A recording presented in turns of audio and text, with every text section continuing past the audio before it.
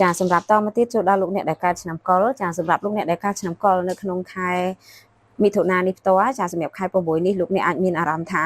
លោកអ្នកអាចបំពេញគេហៅថាក្តីសម័យអាចធ្វើអ្វីដែលខ្លួនឯងចង់បានហើយក៏អាចថាជារឿងភ្ញាក់ផ្អើលដែលយើងមិនគិតថាវាអាចនឹងមានលទ្ធផលសម្រាប់យើងអញ្ចឹងណាចាហើយលោកអ្នកក៏កំពុងតែមានការរៀបចំផែនការថ្មីដើម្បីគេហៅថាបង្កើតអីដែលថ្មីសម្រាប់ខ្លួនឯងទៀតដែរនៅក្នុងពេលនេះចា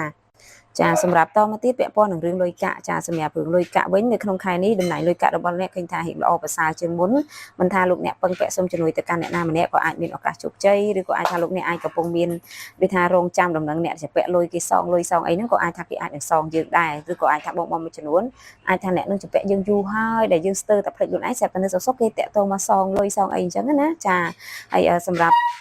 ពាក់ព័ន្ធជាមួយនឹងរឿងសុខភាពវិញចានៅក្នុងឱកាសនេះសុខភាពរបស់អ្នកឃើញថារឹងមាំល្អប្រសើរមិនមានអីជាបញ្ហាទេចាឯរឿងការងារក៏ឃើញថាមានឱកាសទទួលបានដំណឹងល្អរឿងការងារមានភាពជោគជ័យជាមួយនឹងការងារហើយទទួលបានការជួយជ្រោមជ្រែងរឿងការងារពីអ្នកណាម្នាក់ដូចគ្នាចាឯការរកស៊ីក៏ឃើញថាលោកអ្នកអាចមានភាពល្អប្រសើរណាចា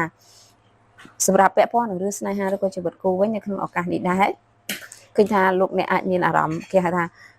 ព្រួយបារម្ភច្រើនចំពោះជីវិតគូដោយសារមករយៈនេះឃើញថាលោកអ្នកអាចមានអារម្មណ៍ដៃគូរបស់យើងប្លែកដៃគូរបស់យើងអាចចូលចិត្តគេហៅថាមានភាពសុបាយជាមួយនឹងអ្នកខាងក្រៅឬអាចថាអាចនឹងមានការសេពគប់ជាមួយនឹងមិត្តភ័ក្តិខាងក្រៅថ្មីច្រើនទៅធ្វើលោកអ្នកអាចមានការបារម្ភអីអញ្ចឹងណាចាហើយសម្រាប់បើលោកអ្នកដែលនៅត្នេវិញ